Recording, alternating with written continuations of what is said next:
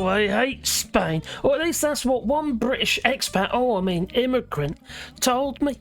Yes, he's going to sell up and ship out. To go back to the UK to swim with the turds instead of the dolphins. Well, that's how I see it. Well, I say he should hold fire. And hang on a little bit later if he's missing Little England. Yeah. Since popty Tim Martin is selling up his pubs one by one. Yes, another 11 pubs have been added to the list of popty Tim Martin's Microwave King's pub chain. Anyway, he's selling more pubs. Yeah, 11 of them. Another 11 pubs are going, as you can see here. Oh, what's he going to be doing with it? Oh, I wonder. Well, I heard, that there's another pub that's been set up, it has, in the Costa del Sol.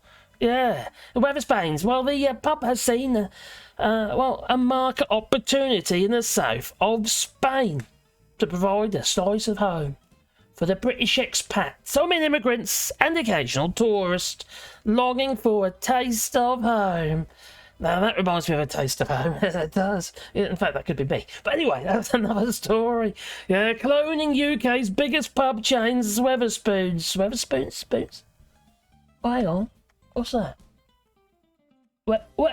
Wetherspains! Yeah, in honour of the pub group owned Tim Martin. Yeah, Wetherspains. Sounds a bit like some kind of medical condition, like a twisted gut or something. Lovely. Don't make twisted guts, there's one. Well, it's not clear whether or not, what Tim Martin might make of all this, no. but the chain is unlikely to be threatened by this singular pub in Costa del Sol, rather than in Britain. Now, we'll get to the point. And besides, I think the name is rather stupid, quite frank. Wetherspains. Oh, yeah, the weather's nice and we're in Spain. We'll call it Wetherspains. Oh, we like the pub. Wetherspoons. Yeah, that's a great idea. You can imagine it, can't you? I bet they're having the right old Brexit, bash feds and so. Yeah, anyway, they're probably talking about bear mats and something like that. Anyway, I wonder if there is carpets in the toilets. I wonder. Well, so, for those who go on holiday in Spain, or any other part of the country for that matter, and want to spend their time in a pub, it's just like home. I just don't get it. I really don't get it. Apparently this is the perfect spot. Yeah. The Weatherspoons. This is the Brexit Pub, this one is. For God's sake. Let's be honest about this. Why on earth would you go on holiday, right? Just to go in a British-styled pub? It makes no sense. Why would you move abroad? I didn't actually, to be fair, actually, I think people even move abroad and they might be experiencing that, but the Spanish life as well, and something's quite nice. Just have go in a British-styled pub, or like a Guinness pub or something like that. An Irish pub even. That's nice. But not to make it part of your life, as though it's every day. We're going to go to the British pub. That's just nuts. That's just nuts. So the thing is, though, if you go on holiday, what have you, you should be going to experience the country where you're visiting, whether it be Spain or here in France. We see it all the time. I live in France, and it's just the same here. Oh my giddy aunts are these people. Don't be wrong, some of them are lovely people, but they crave it all the time. They crave it. They crave a bit of Britain. A bit of little Britain, they do. They're really disappointed when the satellites got moved. They couldn't pick up the television anymore, and then they got to do it via VPN. Yeah, well, they would be happy about that. I'm on the fringes of it here, you see. So yes. Anyway, here in France, in Limousin. So yes, like I say, why would you go on a holiday just looking for a copycat of the popty Tim Martin's microwave fake pub chain instead of tapas and paella, maybe? Oh, I don't get it. Surprises me how many expats, immigrants, they just want everything to be just like England, like 24/7 shopping and Fray bentos pies. You know it is. Yeah, I'm sure some people watch this video. It's just like that as well, I've been there, done it myself, When we first moved over here to France, there was English people in the Brico, the Brico Marché, when we're getting our plaster and stuff, when we're doing the renovations. And it's just, we speak to an English person. And I go, what the hell? You wake up after a while, I tell you. You really do. Why on earth am I doing this? You know, and the kind of people you're bumping in to a meeting and what have you, not necessarily, and you end up going out, you know, out for meals and what have you, and they're not necessarily the kind of people you would ever had anything to do with in the UK. They're not your kind of people. We were probably weren't their kind of people, you know? I don't think I'm anyone's kind of people, to be honest. Probably why I'm all alone. Anyway, now when I first visited Spain many years ago, which is now pretty much ghettoized. What do you say, ghettoized? Yeah, ghettoized. Yeah, you know, like a little ghetto of Brits in the little concrete jungles. Now, I used to go quite a bit, you see, after a while, because my mother-in-law lived there for a while, you see. And me and the missus would visit Spain and play at flamenco, what have you. There was literally a ghetto. And it's like these British pubs are everywhere. And, you know, it's... I have to admit, the portions were brilliant, you know. Lovely bit of fish and what have you. And chips are actually fantastic. Better than what we used to get in England. Yeah. But I'm saying that. It should have been tapas and paella. Anyway, now, 13% of the population is registered as British citizens, and many of them don't even bother to register. They don't. Just avoid the taxes. And now they've got themselves a bit, how to put it, in a bit of a situation because they can't get themselves registered now in Spain. And it's the same here in France. I wouldn't say it's about, well, the population here is much lower. I think it's about 300,000 Brits in Spain. In France, it's much lower. Now, I'll be able to be honest, I love living in France. Absolutely love it. I have no cravings at all to go and visit a British pub. It just happened. But what we go out, we go to, I don't know, a French restaurant or something like that when we can afford it. Or the Chinese. Either way, it's just what we like, you know?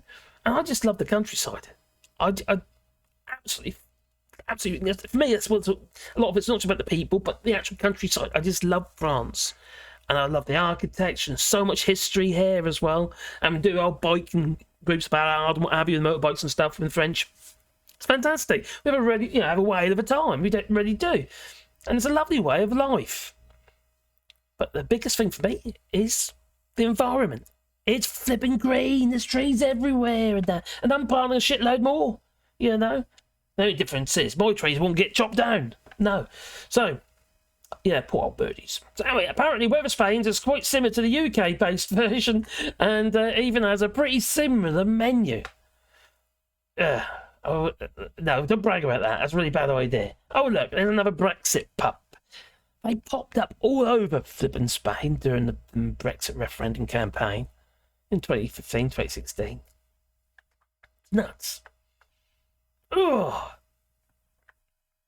It was one way to make yourself stick out, isn't it? And the local Spanish think, you must look at these people. Think, well, all those people sitting in there, having their pints and what have you, you know, or whatever are served in. They must hate us. It's a poke in the eye, isn't it? That's how I see it. How embarrassing. And there's lots of stuff on offer, such as pub classics like gammon, and chips, and sausage and mash, and a load of different types of pies as well. Yeah, Treats the coffee would be very, very happy. Yes, I'm sure. Anyway, as far as alcohol goes, you get pretty much find the same stuff you would encounter in the UK Wetherspoons pubs, including cocktails, pints of varying types, and and warm beer, obviously. Yeah, and embarrassing events like karaoke. Why? Those are... Actually, to be fair, one of our friends did bring Elvis impression.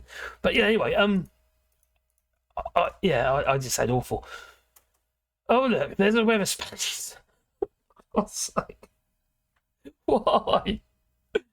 Oh, again, they're busy. They're busy, and they've got some pretty good reviews. To be fair, better than Wetherspoons.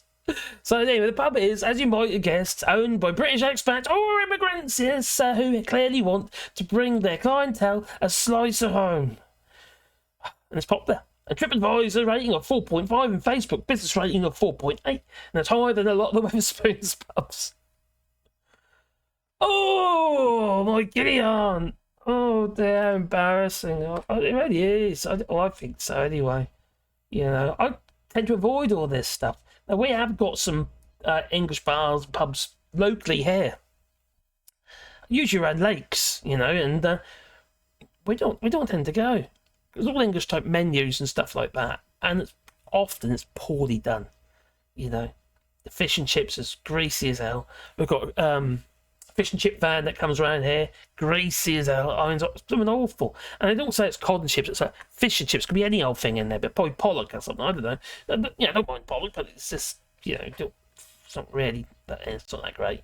No, I'm sure there are fish and chip places that are good, but not the one around here anyway. In the limousine. Yeah. Anyway, what do you reckon? How do you feel about this? I thought it was quite funny.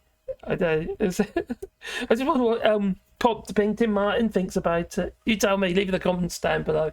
I don't think you did a squat. Not exactly going to affect his pub, is it? No, not at all. No, I don't think he's as much of a threat. Yeah. Oh yeah. By the way, I better come clean. No, Wetherspoons are not. Set up a Costa del Sol. Oh, that might be a good idea. Anyway, I thought it'd be a bit of fun. So anyway, if you want a sport channel, you can do that on you buy us coffee or Patreon. Have you always got memberships as well, and super thanks and God knows what else.